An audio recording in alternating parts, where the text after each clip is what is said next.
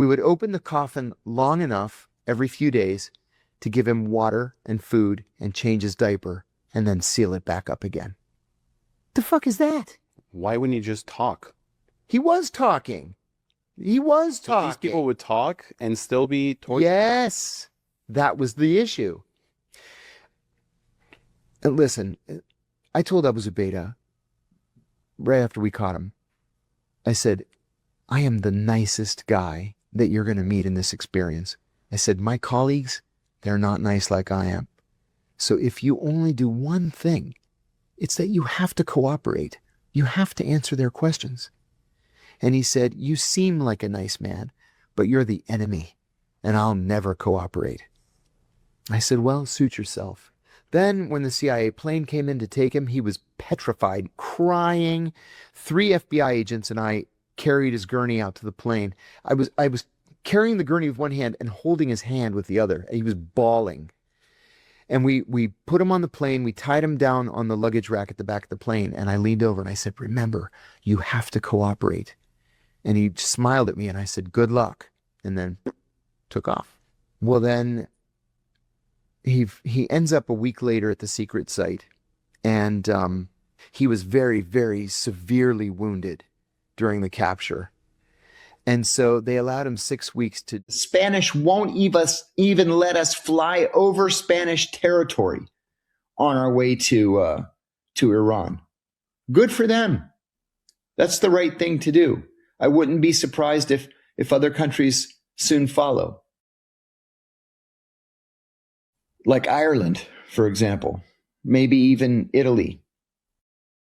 So, yeah, I think we're at the precipice. It's not too late to turn back, but we're in an exceedingly dangerous. The A-10 Warthog is one of the most beloved planes that the U.S. has ever produced. And I mean from the Wright brothers onward. The A-10 is easy to handle. It's easy to maneuver, and it is specifically designed for close-in combat. The Air Force was apoplectic when the Pentagon announced that it was going to phase out the A-10 Warthog because everybody loves the Warthog. Everybody. Well, now they're bringing it back.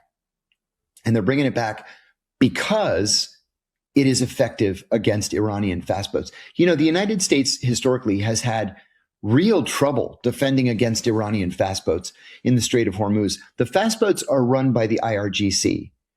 And so the people that are manning them are highly trained. They're perfectly happy to open fire, and they routinely will grab boats or ships that stray into Iranian waters and force them back into port, into Iran, and hold them until they can, negotiate a release. Answer my questions. That's not torture. Or the first one was called the belly slap. Or the intention slap was another way they called it. Where I smack you in the belly, makes a cracking sound. Maybe it leaves a handprint. It's a little bit embarrassing. That's not torture. But then it graduated quickly to things like waterboarding, which everybody knows about. But there were techniques that were, in my view, that were worse than waterboarding. Like, for example, there was the cold cell. So they strip you naked. They chain you to an eye bolt in the ceiling. So you can't lay or kneel or sit or anything. You can't get comfortable in any way. And they chill the cell to 50 degrees Fahrenheit. And then every hour, somebody comes in and throws a bucket of ice water on you. Road says, NSA, right turn here. But anyway, very sensitive. Nick, in all seriousness, you've been through a lot, man. And my heart goes out to you and to your mom. The Greeks say perastika, may it pass quickly, and I'm pulling for all of you. Thanks for reaching out to me. All the best. Lots to unpack there, so I'm going to start at the beginning. How much do I fear other countries wanting to come after me? I used to fear that very much. I actually expected to feel the pitch from maybe the Russians. Never came. And now my information is so dated, it wouldn't make any difference anyway. I left the CIA 22 years ago this month. Nobody cares anymore. But yeah, I expected somebody to kind of maybe just do a little softball pitch. The Russians never did anything. The Greeks never did anything. The Israelis never did anything. The Chinese never did anything. I had one approach that could have been an intelligence service. And erring on the side of caution, I reported it to the FBI. They never responded.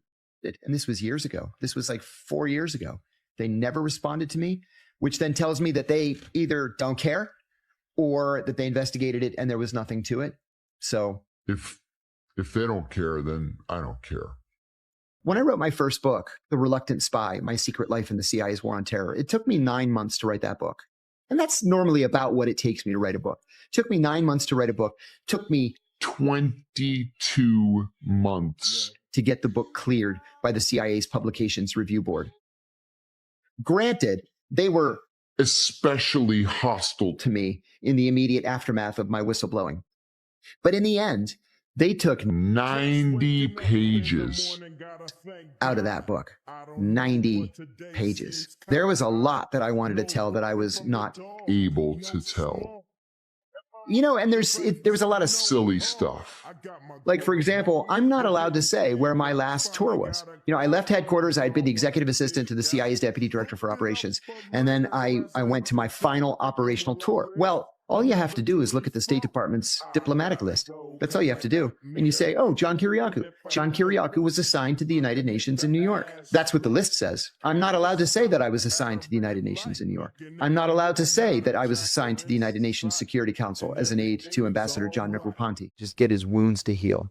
Well, there was an FBI agent by the name of Ali Soufan, ethnically Egyptian, American FBI agent, fluent in Arabic. Ali began to interrogate him. Now listen, I hate the FBI. I do. No, like I Google a guy that I've never heard of and it says he was a Revolutionary War veteran. It's like, oh, that could be interesting. I'll check it out. I write myself a little note. There's a guy, just as one random example. I'll give you 2 random examples. But one is this little overgrown gravestone at Congressional Cemetery. The guy's all by himself. There's no wife. There's no kid. It's just him. The stone is old. He died in 1838. Born in 1778, died in 1838. And he's among like a bunch of, vice presidents and speakers of the House. I'm like, who is this guy? I never heard of this guy. I don't even remember his name now. He's in the book. I have to look it up. So I went to the Library of Congress and I looked him up and oh my God, what a story. This guy was a mid-level nobody at the Department of the Treasury. Right? He would just sit at his desk with his big ledgers and he would just write numbers. And then in 1812, the British invade Washington. They set the Capitol on fire. They set the White House on fire. It's chaos. The president runs to McLean, Virginia on a horse. The first lady gets on a horse and she runs to Leesburg, Virginia just to save themselves. The whole city's in flames. And this guy had the presence of mind to say, I wonder if anybody's thought to rescue the Declaration of Independence. Nicolas Cage before Nicolas Cage. A release. The A-10 shows that we're in the business of killing. And so if anything is going to open the Strait of Hormuz, or at least give the United States the chance to keep the strait open, it's going to be the A-10 Warthog. I'm not saying that's a good thing. I'm saying that it's the reality that we find ourselves in today. So Star Wars or Star Trek, I love them both, but definitely Star Trek. In fact, I DVR Star Trek every single day. I got the chance to meet William Shatner, and God, I just love the thing. I was invited to lunch at Leonard Nimoy's house. He had just died, but his wife invited me over to lunch. Wonderful lunch. It was just 4 of us.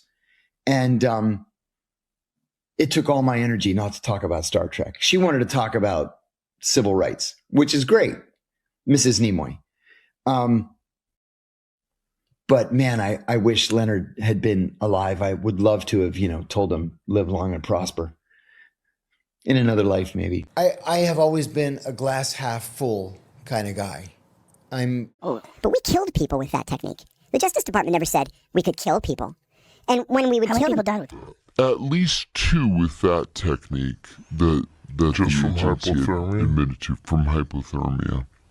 And there wasn't a protocol in place to stop them from dying? No. Classified on the State Department's open diplomatic list that was shared with every country in the world that has a presence in New York. So in the book, I wasn't allowed to say I had to leave work. They actually took this out of the book. I had to leave work an hour early to get to LaGuardia in time to catch my flight. They blacked out LaGuardia, right? I wasn't allowed to say that I found this really outstanding Pakistani restaurant on the West Side. They blacked out West Side. So stupid stuff like that. There are a lot of stories that I'm not able to talk about. So I can wait for a couple different things. I could either resubmit and just hope that enough time has passed, or I can wait for the 30-year or 35-year mandatory declassification, resubmit, have them rejected, and then File a lawsuit. saying, hey, they're in violation of the 30 or 35-year mandatory declassification law. Is it really worth it? I don't know. Good question. Thank you. There was the occasional Saturday where I'd have a half a day off. And so I did a couple things. I went carpet shopping a lot. And there was a year of Christmas of 2002 where everybody got carpets. They were practically giving them away. Handmade, things of beauty, works of art. Huh? But I also had the chance to drive up into the foothills of the Himalayas, which was very exciting. And I saw things that I'd never seen anywhere else. Trees completely filled with monkeys, for example. Mean monkeys. Like bare their teeth at you. And they'd start climbing down the tree like, What are you going to do about it? I had to jump back in the car. But But I got some good pictures.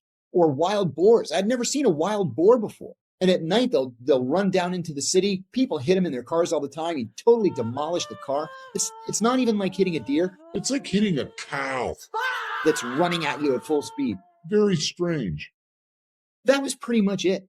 Very rarely, a couple of the guys might walk down the street and get an ice cream. But, we always had to worry about being ambushed and shot. So, was it worth putting on a bulletproof vest and strapping on just to go buy an ice cream that's been made with unpasteurized milk? And it's going to give you the shits for the next 3 days. While the British are shooting everybody, gets in his horse, rides over to the building that housed the National Archives.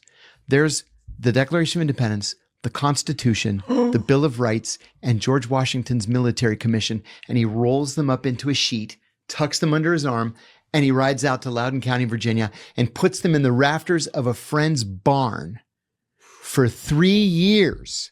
They were there for 3 years? For 3 years. And then when the British are finally pushed out, he goes and gets them and he brings them back. And oh my God, he's a big national hero. Except, What's his name again? I have to look it up. God damn it, John. I know, right? I kicked myself. I can find it while we're talking. So the problem was that as a person, he was just a dick and everybody hated him. All of his coworkers hated him. He had no personality. He was just not. Stephen Pleasanton? Stephen Pleasanton, that is him right there. Thank you. He looks like a dick. I'm not going to lie. Look at that picture. So a group of people went to the Secretary of the Treasury and they said, look, we know he's a national hero and all, but we just can't work with this guy. And if you don't fire him, we're gonna resign. Oh, he got fired. So they didn't want to fire him. So they made him the director kind of guy. I'm, if anything, overly optimistic most of the time. But, life's not been easy. It's not been easy. Yeah. I've learned only recently that there is a newly recognized condition that psychiatrists are dealing with patients called moral injury. And it's not just a psychic injury for having done something. It's a psychic injury from having witnessed something or from having not been able to prevent something. And that's real. Moral injury is real. It's almost a form of PTSD. You just can't get over it. My sort of heyday as a CIA counterterrorism officer was almost 25 years ago. And I still relive it every single day in my mind. It's not good. I have pictures, I don't know why I don't delete them, but I have pictures from those days that would make your hair stand up. It was May the 6th, 2002. A long time into your career. Uh-huh. Well into my career. I had convinced myself that we were the good guys. And sure, we made mistakes, but we were the good guys. We were on the side of righteousness and freedom and, all these wonderful attributes. And I was, I've told this story many times, but I was in the sandwich line in the CIA cafeteria. And one of my colleagues came up to me and said, very casually, he says, I'm so glad I ran into you.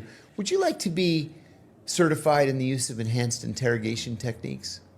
I said, what's that mean? I had never heard that term before. And he goes, we're going to start getting rough with these guys.